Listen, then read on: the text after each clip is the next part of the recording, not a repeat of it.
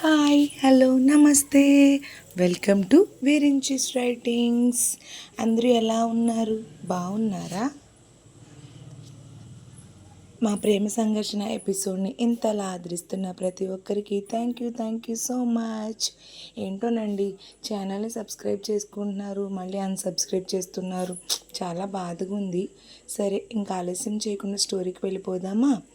Okay, ఇది ఇంకా super idea అని ల్యాప్టాప్ షట్ డౌన్ చేసేసి పద వెళ్దాం అని అన్నాడు మనోహర్ టెర్రస్ మీదకి వెళ్ళాక, థ్యాంక్స్ సంధ్య, తన్విక ముందు నాతో ఫ్రెండ్లీగా ఉంటున్నందుకు చాలా చాలా థ్యాంక్స్ అని అన్నాడు మనోహర్. థ్యాంక్స్ ఎందుకు, ఫ్రెండ్స్ మధ్య అని అంది సంధ్య. అంటే నువ్వు నిజంగానే నాతో ఫ్రెండ్షిప్ చేయాలనుకుంటున్నావా సంధ్య అని అడిగాడు మనోహర్. అవును అన్నట్టుగా తల ఊపి, నాకొక విషయం చెప్పు. ఇందాక నేను నిన్ను నీ ఫస్ట్ క్రష్ ఎవరు అని అడిగితే ఒక అమ్మాయి గురించి చెప్పావు కదా, మరి ఇప్పటికీ ఆ అమ్మాయి ఎక్కడుందో తెలుసా నీకు అని అడిగింది సంధ్య. తెలుసు సంధ్య అని అన్నాడు మనోహర్ నవ్వుతూ. అవునా, ఓహో అని అంది సంధ్య డల్గా. మరి తనతో మాట్లాడే ఛాన్స్ వస్తే మాట్లాడతావా అని అని అడిగింది సంధ్య. లేదు సంధ్య, ఆ అవకాశమే లేదు, ఎందుకంటే తనకి పెళ్ళైపోయింది అని అన్నాడు మనోహర్. అవునా అని అంది ఆనందంగా. సంధ్య ఎక్స్ప్రెషన్స్ అన్నీ గమనిస్తూనే ఉన్నాడు మనోహర్. అలా ఇద్దరు కూడా కాసేపు టెర్రస్ మీద కూర్చుని కిందకి వెళ్ళిపోయారు. సంధ్య వాళ్ళు కిందకి వెళ్ళేటప్పటికి తన్విక క్యారం బోర్డ్ దులుపుతూ తుమ్ముతూ కనిపించింది. ఏంటి ఇది అని సంధ్య లేఖకి మాత్రమే వినిపించేలా అడిగింది. మీరు లేరుగా, ఈవిడ గారితో ఒక ఆట ఆడుకుంటున్నా. అదే సంధ్య అని గట్టిగా అందరికి వినపడేట క్యారం ఆడదామని తీయించానులే అని అంది లేఖ. ఆ బోటు ఎక్కడో అటక మీద మూలకి ఉంది కదే, అది ఎలా దింపింది అని అడిగింది సంధ్య మెల్లగా. దాన్నే ఆటకెక్కిచ్చాలే, కానీ నువ్వేంటే రేపు దాన్ని మనతో మేఘనాక్కని చూడటానికి రమ్మంటున్నావు? నాకు అసలు అదేం నచ్చలేదు అని అడిగింది లేఖ. అంటే తన్విక ఉన్నప్పుడు తనతో క్లోజ్గా ఉన్నట్టు యాక్ట్ చేయమని రిక్వెస్ట్ చేశాడే మను, సో అందుకే ఎలానో తన గురించి కూడా తెలుసుకోవచ్చు కదా అని ఓకే చెప్పాను అని అంది సంధ్య లేఖకి మాత్రమే వినిపించేలా. అమ్మ తల్లి, ఎంత ఎదిగిపోయావమ్మా అనే పాట అందుకుంది ఇంకా లేఖ. సంధ్య తల నిమురుతూ అంది లేఖ. సంధ్యకి మాత్రమే వినిపించేలా, చాలు చాలు, ఇంకా అది మనల్ని చూస్తుంది అని అంది సంధ్య. వీళ్ళిద్దరూ ఇందాక నుండి గుసగుసలాడుకుంటున్నారు అని అనుకుని సంధ్యని లేఖని వింతగా చూస్తున్నాడు మనోహర్, అలాగే తన్విక కూడా. లేక క్యారం బోర్డు మొత్తం క్లీన్ చేసేసాను రా అని లేఖ వైపు తిరిగి సంధ్యని చూసి, మీరు కూడా వచ్చేసారా, అయితే మనం నలుగురం ఆడదామా క్యారం బోర్డ్ అని అంది తన్విక. లేక, నీకు ఫీవర్ ఇందాకే కదే తగ్గింది, క్యారం ఏం ఆడతావు చెప్పు, ఇప్పుడు అసలే నీరసంగా ఉన్నావు, గేమ్స్ వద్దు ఏమి వద్దు, ముందు నీకు చాలా రెస్ట్ అవసరమే, ఏంటి గేమ్స్ అంటున్నావు అని లేఖతో చెప్పి సంధ్య వెళ్ళిపోయింది. ఈలోపు మను కూడా, సంధ్య నాకు ఆకలేస్తుంది అని అన్నాడు. అవునా, సరే 5 minutes మను, అమ్మ ఆల్రెడీ ప్రిపేర్ చేసే వెళ్ళింది, నేను అన్నీ డైనింగ్ టేబుల్ దగ్గరికి తీసుకొస్తాను, నువ్వు కూర్చో అని అంది. మను డైనింగ్ టేబుల్ దగ్గరికి వెళ్ళాడు. ఈలోపు లేఖ కూడా, సారీ తన్విక, నేను కూడా క్యారం ఆడదామని అనుకున్నాను, కానీ అదిగో సంధ్య మనోహర్ వాళ్ళిద్దరూ చెప్తున్నారా, పైగా నాకు కూడా నీరసంగా ఉంది కొంచెం, రేపు ఆడదామే మనం అని లోపల మంచిగా నవ్వుకుంటూ అమాయకమైన ఫేస్ పెట్టి, ఏమనుకోకు, ఆ బోర్డ్ని కూడా కొంచెం రూమ్లో పెట్టవా అని తనకి ఇచ్చిన రూమ్ని చూపించి మనోహర్ దగ్గరికి వెళ్ళి కూర్చుంది లేఖ. తన్విక ఒక పక్కన మనసులో లేఖని తిట్టుకుంటూ క్యారమ్ బోర్డు తీసుకెళ్ళి లేఖ చూపించిన రూమ్లో పెట్టడానికి వెళ్ళింది. మనోహర్ లేఖతో తనకి పొగరెక్కువ, ఎవరి మాట అంత త్వరగా కేర్ చేయదు, నీ మాటని ఎలా వింటుంది, ఏం చేసేసావు ఈ కొద్ది సమయంలోనే లేక తన్వికని నువ్వు అని అడిగాడు మనోహర్.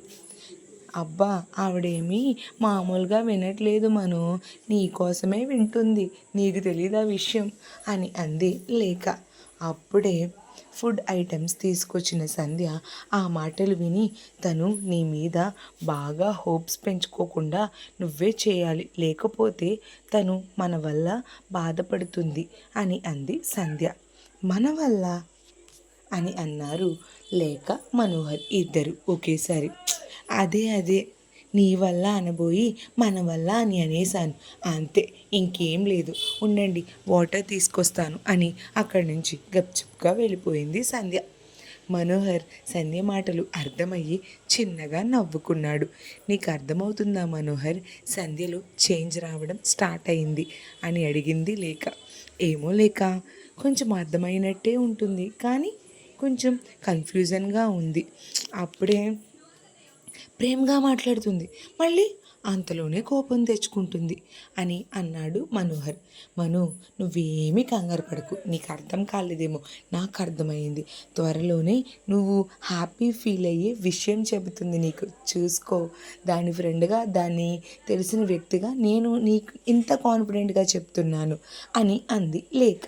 సంధ్య వాటర్ తీసుకుని రావడంతో మనోహర్ లేక ఇంకా ఏం మాట్లాడలేదు.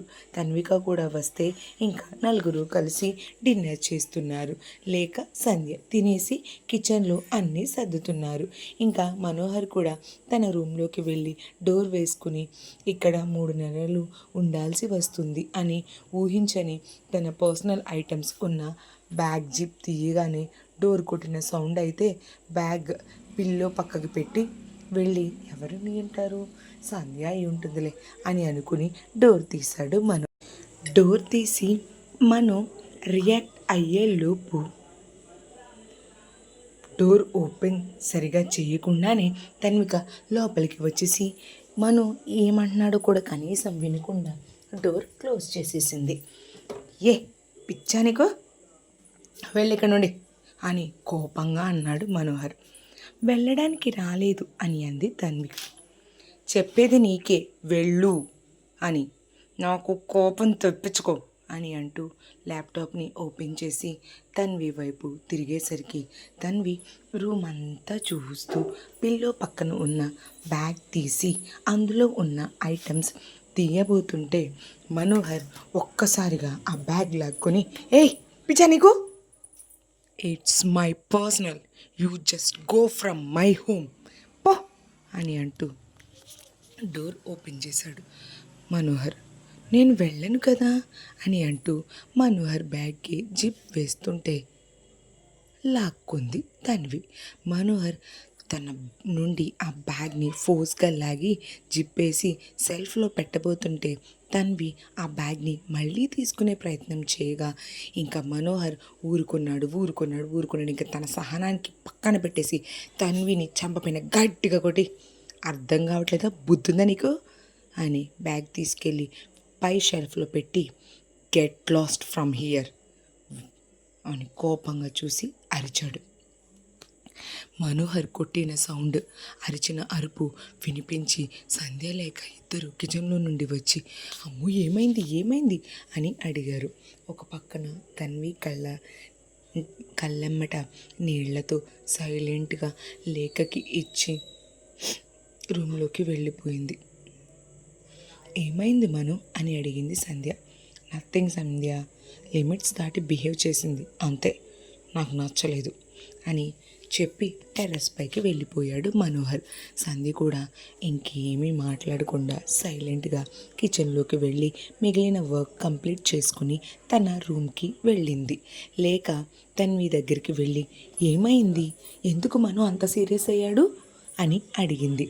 తన్వి ఏమీ సమాధానం చెప్పలేదు. 2-3 సార్లు అడిగి ఇంకా మన లేఖకి విసుకొచ్చి, సరే నేను పడుకుంటా అని వెళ్ళి ఇంకా డోర్ వేసేసుకుని పడుకుంది లేక. సంధ్యకి నిన్న రాత్రి దెయ్యాన్ని చూశాను అని అనుకుని మళ్ళీ భయం వేసి, నీ కోపం తగ్గితే కిందకి రావా, రూమ్లో ఒక్కదాన్నే ఉన్నా, లేక పడుకుని పోయినట్టుంది, డోర్ వేసేసింది అని మనోహర్కి మెసేజ్ పంపింది సంధ్య. సంధ్య పంపిన మెసేజ్ని చూసి కిందకి వచ్చాడు మనోహర్. ఈలోపు మనోహర్ వచ్చేటప్పటికి చాప దిండు వేసేసి కింద ఆ చాప మీద ఒక పక్కన కళ్ళు మూసుకుని కూర్చుని శ్రీ ఆంజనేయం ప్రసన్నాంజనేయం, శ్రీ ఆంజనేయం ప్రసన్నాంజనేయం అని అనుకుంటూ ఉంది. సంధ్యని చూడగానే పాపం మనోహర్కి తన మీద జాలి అలాగే నవ్వు వచ్చి, చీపుర్లు చెప్పులు ఏమైనా తెచ్చుకుంటావా, పోనీ నేను తేనా అని అన్నాడు. సంధ్య వెంటనే కళ్ళు తెరిచి, నిజమే మను, నువ్వు బాగానే చెప్పు, చీపుర్లు చెప్పులు ఉంటే దెయ్యాలు రావంట కదా, నేను ఆ రెండు తెచ్చి ఈ రూమ్లో పెడతాను, అయితే నీకెందుకులే శ్రమ, నేను వెళ్తాను అని తీసుకురావడానికి లేచింది. అమ్మ తల్లి, నేనేదో సరదాగా అన్నానమ్మా, బాబోయ్ ప్లీజ్ ఆగమ్మా అని అన్నాడు. నిజం మను అని అంది సంధ్య. ఆగమన్నానా, అయినా ఏంటి సంధ్య అని మనోహర్ సంధ్యని చూసి, ఏంటి ఇప్పుడు నిజంగానే చీపుర్లు లేకపోతే చెప్పులు తెస్తావా ఏంటి, ఏం అక్కర్లేదు, నువ్వు ప్రశాంతంగా పడుకో, నేనున్నానుగా, నీకు ఇంకేం భయం ఉండదు, సరేనా, నువ్వేం బాధపడకు, భయపడకు అని అన్నాడు మను. సంధ్య మను ఇద్దరు ఇంకా పడుకున్నారు. సంధ్య మను దగ్గరికి జరిగి మను షర్ట్ కాలర్ని పట్టుకుని పడుకుంది. మనోహర్ సంధ్య భుజం చుట్టూ చేతులు వేసి, సంధ్యకి ఇప్పుడే నిజం చెప్పాలా, లేక ఈ పెళ్లి బంధాన్ని యాక్సెప్ట్ చేసినప్పుడు చెప్పాలా, ఏమో ఇప్పుడే చెప్తే మంచిది కాదు, తర్వాత చెప్తే నీ గతం గురించి నాకెందుకు చెప్పలేదు, ఎందుకు నన్ను మోసం చేసావు అని అంటుందేమో అని ఇంకా తనలోనే తను మదన పడుతూ పరిపరి విధాలుగా మనోహర్ మనసు ఆలోచించి పాపం ఎప్పటికో నిద్రపోయాడు మనోహర్ కొట్టడం జీర్ణించుకోలేని తన్వికి ఇక్కడ రూమ్లో నిద్ర పట్టలేదు. నేనేం చేశానని కొట్టాడు నన్ను, మా అమ్మ నాన్న అసలు నన్ను మా అమ్మ నాన్న కూడా నన్ను ఎప్పుడు కొట్టలేదు, అలాంటిది నువ్వు నన్ను కొట్టావు మను, నిజంగా ఎంత ప్రేమించాను అయినా కూడా నువ్వు నన్ను కొట్టావు. పైగా మన ఆఫీస్లో నాకు ఎంతమంది సైట్ కొడతారు, వాళ్ళందరినీ కాదని నీ వెనకే తిరుగుతున్నా కదా, మెయిన్ అదే, అందుకే నీకు నేను చులకనైపోయాను, అందుకే కదా ఈరోజు నన్ను కొట్టావు, చులకనైపోయానే, అయినా నీకు నేను నిన్ను లవ్ చేయకుండా ఉండాల్సింది అని బాధపడుతూ, నువ్వు నన్ను కాదు నా ఆత్మాభిమానం మీద కొట్టావు, నిన్ను వదిలిపెట్టని చూసుకో, ఆడపిల్లని అని కూడా ఆలోచన లేకుండా కొట్టావు, నీలాంటి వాడి కోసమా అనవసరంగా వచ్చానేమో ఇక్కడికి ప్రేమ అని అంటూ అని ఆలోచిస్తూ తనలో తనే బాధపడుతూ అలా నిద్రలోకి జారుకుంది తన్వి. సంధ్యకి మెలకువ వచ్చేసరికి ఉదయం తను నిన్నటిలానే మనోహర్ గుండెలపై ఉంటుందేమో అని అనుకుంది. కానీ తను లేచేటప్పటికీ తన పక్కన మనోహర్ లేడు. అయ్యో ఏంటి మనోహర్ ఏడి, ఎక్కడికైనా వెళ్ళాడా అని లేచి బాల్కనీ వైపు వెళ్తుంటే మనోహర్ ఎక్సర్సైజ్ పూర్తి చేసి చెమట్లు తుడుచుకుంటూ సంధ్యకి ఎదురొచ్చి, హలో మేడం గారు లేచారా, గుడ్ మార్నింగ్ సంధ్య అని అన్నాడు మనోహర్. సంధ్య ఒక నవ్వు నవ్వి, ఏంటి ఇవాళ చాలా ఎర్లీగా లేచినట్టున్నావు అని అడిగింది సంధ్య. మరి ఈ గిల్లి కజ్జాల ప్రేమలాటలు నెక్స్ట్ ఏం జరుగుతుందో తెలియాలి అంటే నెక్స్ట్ ఎపిసోడ్ వరకు వెయిట్ చేయాల్సిందే. మా ఈ స్టోరీ ఎలా అనిపించిందో కమెంట్ చేయండి, మా ఛానల్ని లైక్ చేయండి, షేర్ చేయండి, సబ్స్క్రైబ్ చేయండి.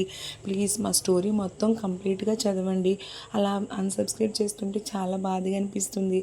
మీ సపోర్ట్, మీ ఆదరాభిమానాలు ఎప్పుడు కూడా మా ఛానల్ పైన ఇదే విధంగా ఉండాలని కోరుకున్నాను. ఇంకేవైనా మిస్టేక్స్ ఉంటే కనుక నాకు కమెంట్ చేయండి, నేను సరి చేసుకుని మీకు బాగా క్లియర్గా అర్థమయ్యేటట్టు పెట్టగలనని కోరుకుంటున్నాను.